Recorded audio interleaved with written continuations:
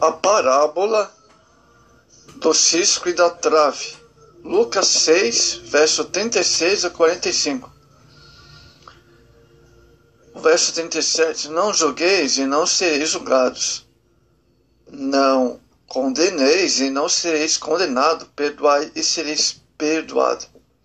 Amados, é uma atitude covarde censurar com o propósito de destruir a reputação de outras pessoas. Vou repetir. É uma atitude covarde censurar com o propósito de destruir a reputação dos outros. É a primeira lição que nós temos aqui da parábola. O valor do comportamento ético na igreja, nas relações dos homens entre si com Deus, que conta a atitude interior, segundo Coríntios 13, 5. Todavia, não pode ser percebida sem a corporealidade, ou seja, sem levar em conta a linguagem corporal, especialmente mediante as palavras, pois o que há em abundância no coração do homem, disso fala a boca. Lucas 6, 45.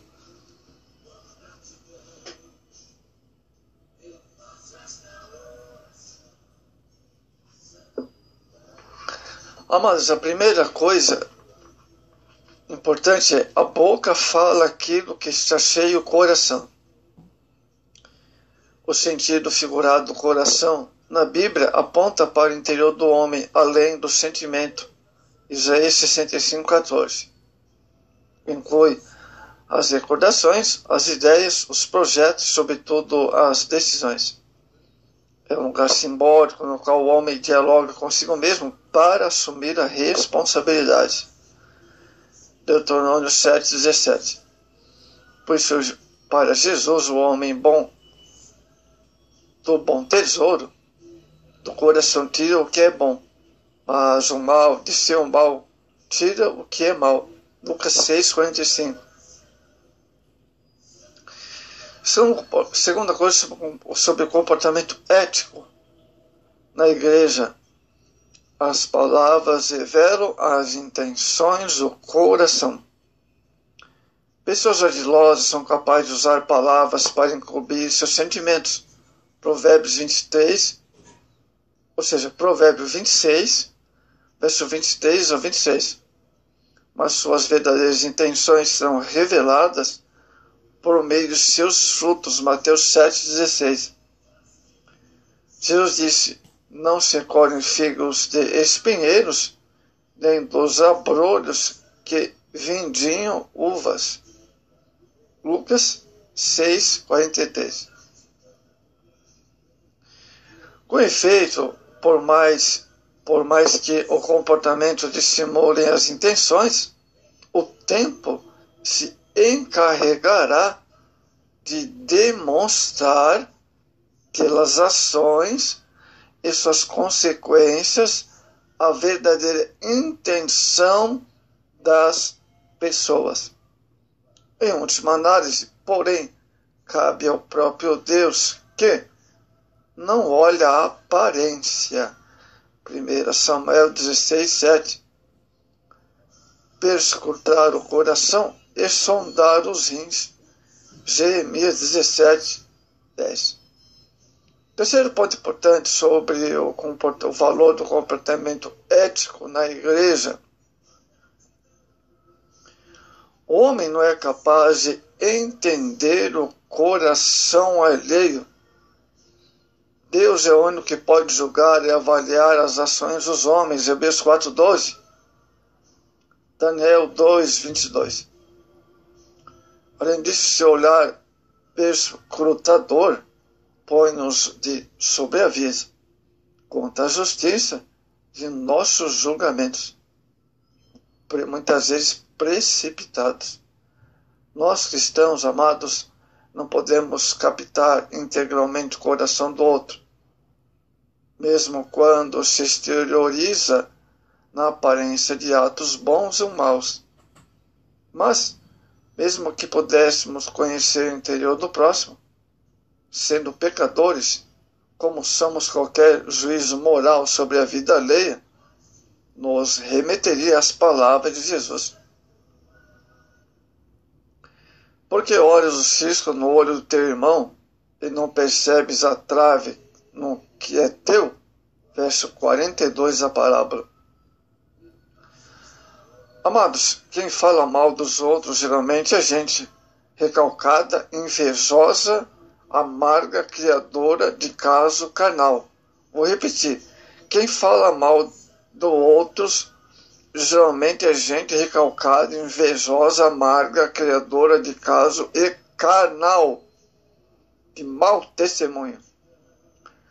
Os crentes em Jesus devem lutar contra esta postura dentro e fora da igreja.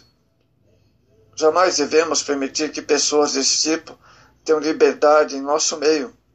Por quê? Porque essas pessoas, com a falsa pretensão de ajudar, destroem a comunhão da igreja, colocam irmãos uns contra os outros e são, no mínimo,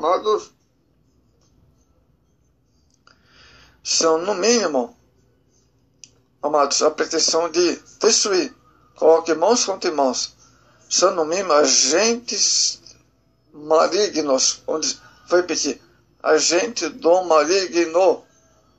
A orientação de Tiago é: irmãos, não falem mal uns aos outros. Quem fala contra o seu irmão ou julga o seu irmão, fala contra a lei e julga. Quando você julga a lei, não está cumprindo, mas está se colocando como juiz. Tiago 4, capítulo, verso 11 e 12. Ao chamar os seus ouvintes de irmãos, Tiago está lembrando quem eles são. Muitas vezes esquecemos que somos da mesma família.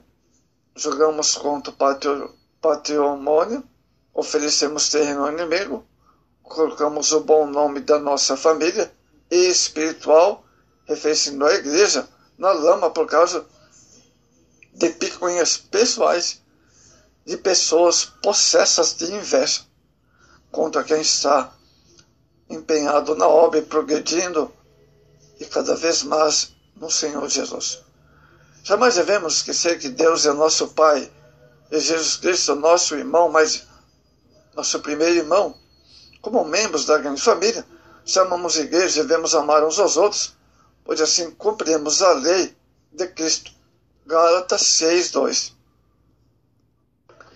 Evitando as críticas destrutivas na igreja. Amados, servindo-se de tradição do povo judeu, compara as atitudes da árvore carregada de frutos. Jesus afirma que a árvore é conhecida pelo seu fruto, Lucas 6:43.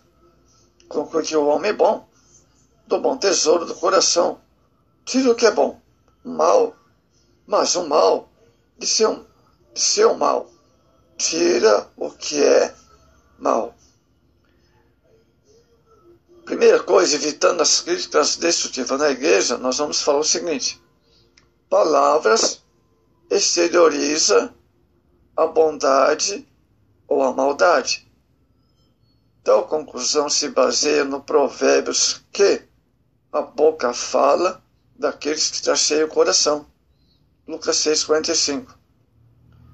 Que consonância com a literatura judaica, em que a palavra exterioriza a bondade ou a maldade do interior do homem, assim como os frutos externos tornam visíveis o tesouro do coração.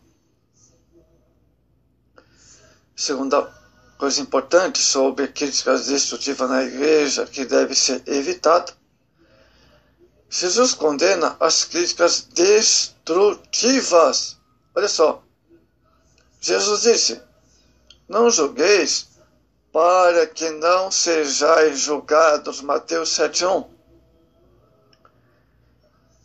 Esse versículo é citado por muitas pessoas para condenar qualquer indivíduo que critica as doutrinas ou as práticas dos outros, práticas religiosas até. Ironicamente, as pessoas as que usam o texto não percebem que Estou julgando a outra pessoa culpada de desobedecer essa proibição. Pecador não julga o pecador. Essa é mais ou menos a ideia. Uma das práticas de nosso tempo é maledicência, as falsas notícias, a arte de bisbilhotar, difamar, fazer mexerico.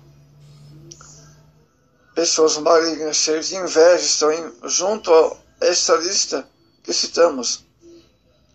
Apesar de tão popular, tal prática não pode fazer parte da vida do cristão. A lei mosaica adverte para que ninguém conspire contra seu próximo, fazendo um mexerico da vida alheia. Levítico 19:16. No Novo Testamento, Tiago conclama a igreja a ter cuidado com o mau uso da língua, devido ao seu poder destruidor. Tiago 3, verso 1 ao 12. Além disso, o Novo Testamento evidencia que a boca fala aquilo que enche o coração dos homens. Lucas 6:45. Jesus, seu sermão do monte, alerta os seus discípulos quanto ao uso das palavras, pois elas podem matar. Mateus 5:21-22. Em diversas passagens, amados, Jesus orienta os cristãos a resolverem pendências, intrigas e dificuldades na convivência pessoal, na igreja, buscando outro para conversar. Mateus 18:15. Procurando sempre a reconciliação. Mateus 5:26. Demonstrando sempre o perdão para com o outro. No Novo Testamento, a retaliação ao fazer justiça com as próprias mãos deve ser sempre evitado. Romanos 12:18. Cada crente deve entregar tais questões a Deus, que julga retamente, seguindo o exemplo de Jesus. 1 Pedro 2:21-23. A terceira coisa é: Jesus condena o julgamento hipócrita. Vou repetir. Jesus condena o julgamento hipócrita. Ele emprega uma imagem cômica para ilustrar o fato. Uma pessoa está sofrendo por causa do cisco no olho. Quando vem a outra oferecendo tirá-lo, só que a outra, a juiz hipócrita, tem uma viga no olho dela. Jesus disse que temos que tirar nossas próprias traves antes de remover os ciscos dos outros. Romanos 2:1. Não deve condenar os pequenos erros dos outros quando praticamos pecados mais graves, segundo Coríntios 13:5.